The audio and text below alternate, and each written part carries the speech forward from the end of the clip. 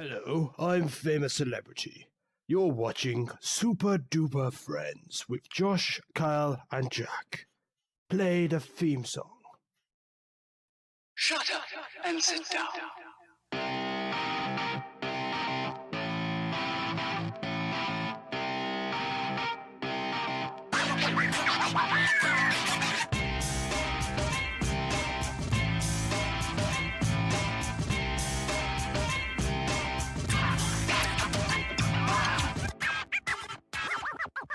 Hey guys, Josh and Kyle here to talk about the latest game from the Hitman series, Hitman.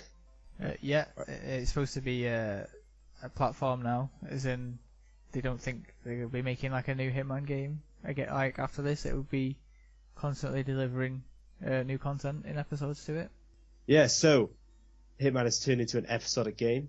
Episode 1 is out now, featuring the Paris level, which is a huge sprawling map with plenty of missions to do, plenty of people to kill, challenges, contracts that players can create. There's loads of different modes, more that are being added periodically. It's a massive world that looks to have massive potential for future episodes. Hopefully every episode after this is as big and as expansive as the Paris map seems to be. I've put about 6 hours into it so far, and I've probably not even done half of the content in Paris.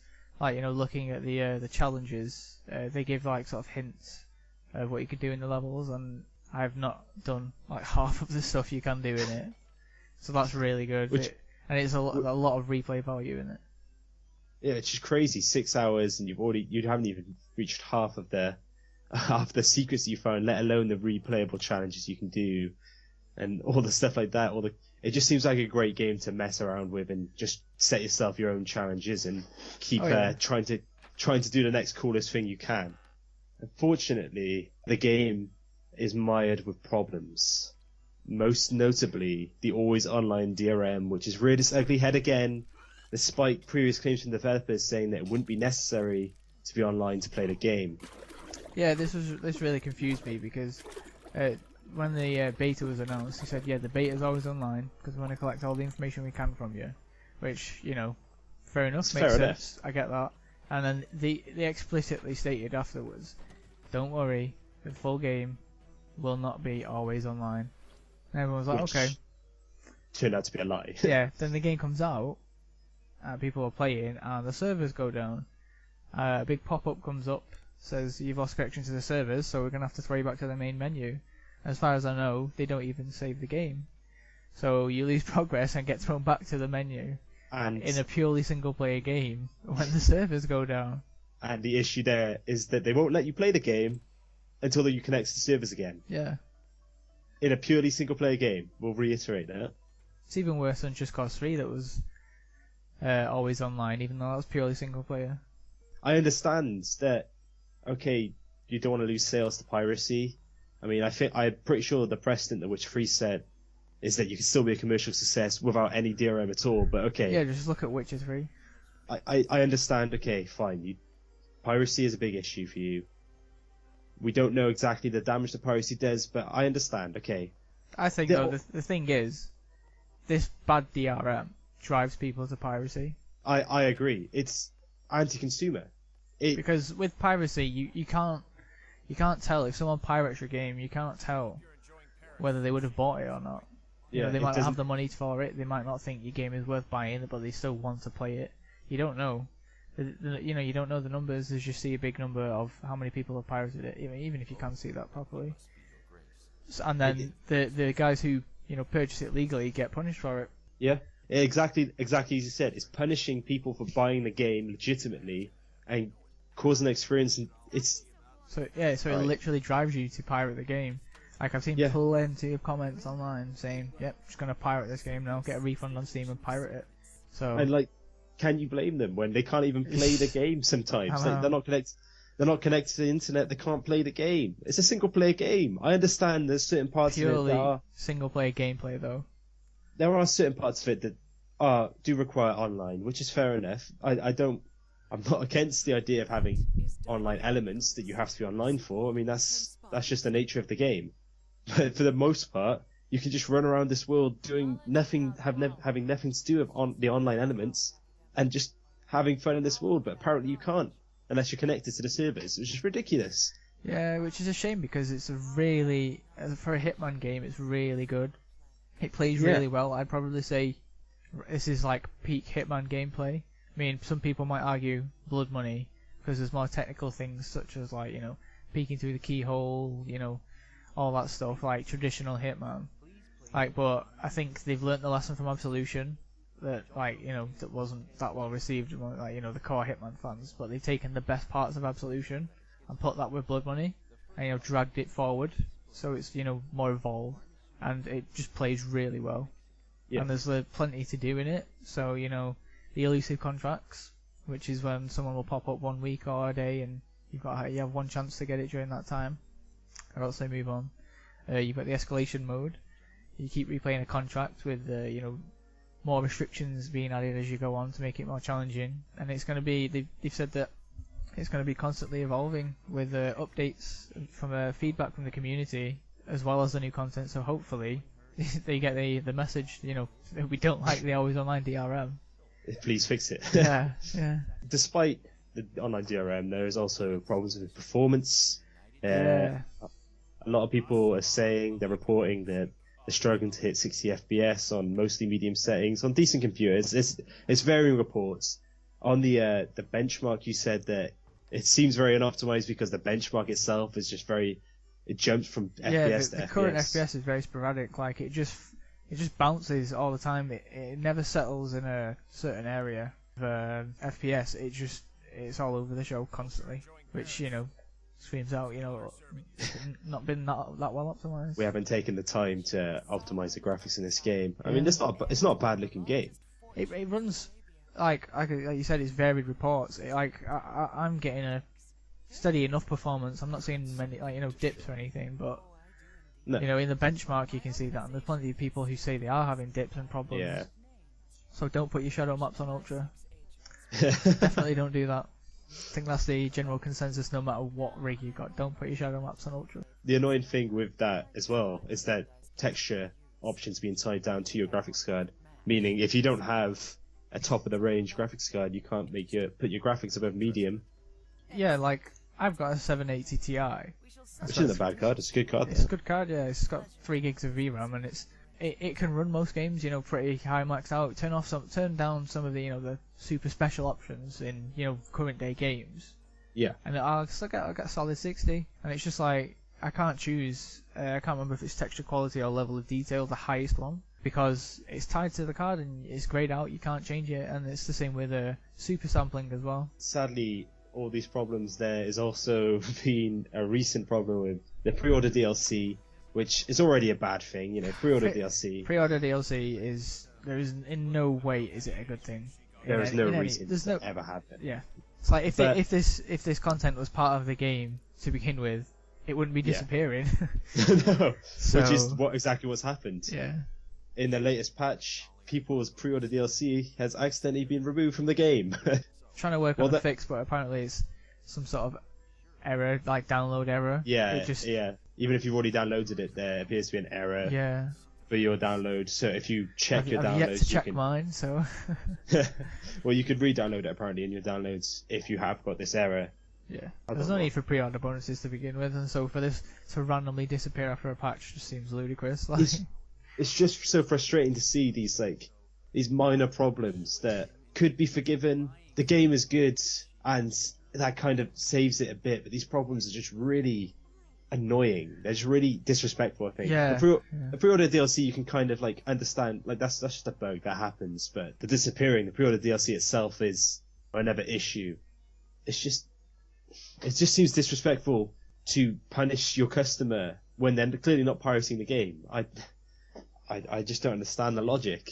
Yeah, I think as a whole, the game, like you said before, feels kind of rushed still, even though it's been in development for quite a long time. I get the feeling that they're being pushed by the publishers to say, right, we've poured a lot of money into this, and we know Hitman's a good franchise with a good player base, fan base, already established. Like, we don't want to pull the plug, we want some return. So what we'll do is we'll change it to this episodic pricing model, stretch it out a bit, and we'll see a casual across the way return. And from a business standpoint, yeah, it seems smart enough. You can understand. And then at first when I heard about it, I was just like, why have you butchered Hitman, this franchise that I love? But now I quite like it, because it goes with Hitman, going from hit to hit and going to new locations. I quite like it, even though that wasn't the reasoning behind it to begin with, probably. You can sort of pass it off as that and think, oh yeah, this is a cool way. If all the episodes are as big as the first episode, then I can see it working. I feel like the issue behind the episodic gaming is that they completely have the wrong end of the stick. Why episodic gaming is good, why it's important. And when you look at games like the Telltale games, where they have essentially a TV series, you can keep going back to it, and it's just a way to keep funding a game as it goes along, to keep people interested. When you actually look at these Telltale games and you look at the drop-off after the first episode, you see lots of people play the first episode, and every episode after that, less and less people play it, and it gets... And I'm wondering to see if the same thing's going to happen with Hitman. Yeah, it'll be interesting to see that. I mean, me personally, I will be going back, because I played so much Hitman Blood Money, just, constantly going back on the levels, A New Life. I don't know. Did you play Blood Money? I've not played any of the Hitman games previously. My God. We're going to have a stern chat after this. I think so. But yeah, they're so fun.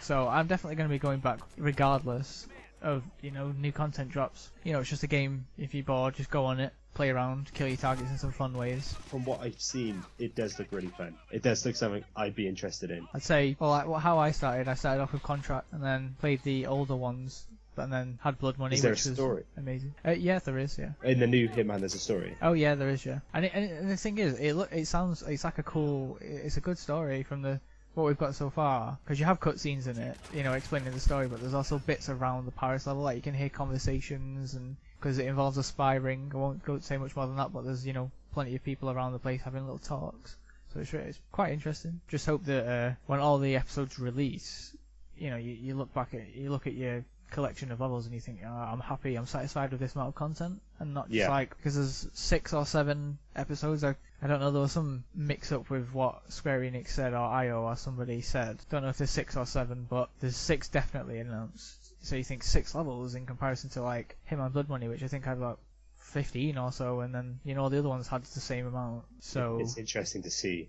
So it's just a wait and see game. See what the drop off is like. See what the content is like. But I mean, the Paris level, man, it's just massive and full of little things and details and stuff to do. Is it just a front though? And the rest of the game is very shallow. It's difficult to tell, especially with an episodic game, where if you already dropping £40 for all the episodes is the most economic option, because I think it's £15 for every episode, isn't it? It might something be like that. £10 or £15. I know the original the base buy-in is £10, so it would make sense. But still, though, even then, you'd be £60. Yeah, I never really thought. I don't know if each episode would be cheaper than that. Or else, you would. Well, either way, you are better off getting the full experience. Then you have the risk that the game is actually awful after the first episode. It's difficult. I'm just gonna hope that it's not. I mean, I hope. To get the same release every month, the new episode.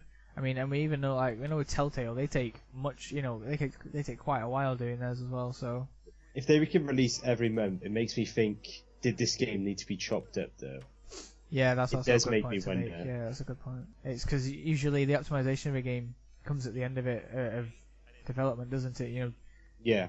And so you think it's unoptimized, but all the other bits are chopped up, ready to go out. Yeah, that's a good. Whilst you said that you're quite fond of the episode thing now, and if I put my cynical head on it, does make me look like this is just a cash grab. Oh yeah, there's definitely you can look at it very cynically. Yeah, I just think they've put a lot of care and attention into this first episode, and I've just got to hope that it carries on to the other episodes.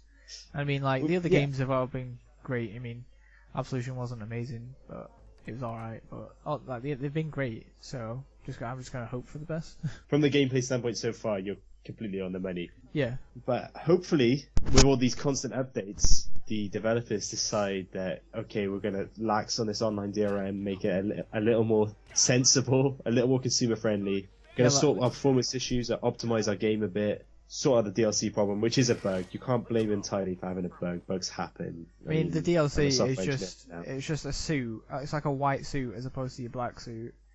A chrome gun as opposed to your black gun, and a white rubber duck explosive as opposed to like just an explosive. I mean, it's not gonna like. It's purely harmless, really. Yeah, it's it's cosmetic stuff. pretty because it's just cosmetic, really. So it's nothing major, like. Apart from the PS4 contracts. Yeah, I mean, exclusive stuff to platforms is just inherently bad. It's just nobody there's no wins there. Like, well, the PlayStation guys win, but not in a good way. You know, it's just, why would you want to actively take content or parts of a game away from other people? Like, you've got to be a nasty person to do that. Straight up nasty. Straight up nasty person. Because it's just not. I agree. To get pleasure from somebody else not being able to play something, I just think that's you're a nasty person. Yeah, the exclusives to a platform fuel the the console wars, but the issue is it's this company directly picking one side of the console war. Yeah, it draws people to like one side in a way, but I mean. I don't see what exactly they're gonna get. It's not gonna be like, oh, Call of Duty, PlayStation get the maps 30 days earlier than Xbox. I'm gonna go sell my Xbox, buy a PlayStation. Yeah, that's the thing. That's the thing. What they're trying to promote, because only the people with PlayStation 4s are gonna profit with this. People aren't gonna just buy a PlayStation 4. Yeah, literally the only thing that it's gonna promote is like, oh, give yourself a pat on the back for buying a PlayStation 4, like, or buying this game on PlayStation.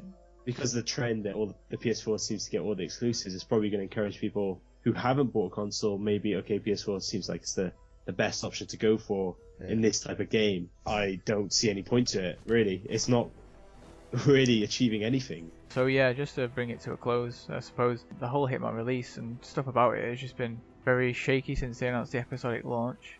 But now people are sort of warming up to it after its release. But up until it's not been good. So launching with an unoptimized game, purely single player game that suffers from severe online only DRM, is not the best way to encourage people to buy your game, especially as well with it being digital only and not coming out complete on a disc. That's going to put a hell of a lot of people off.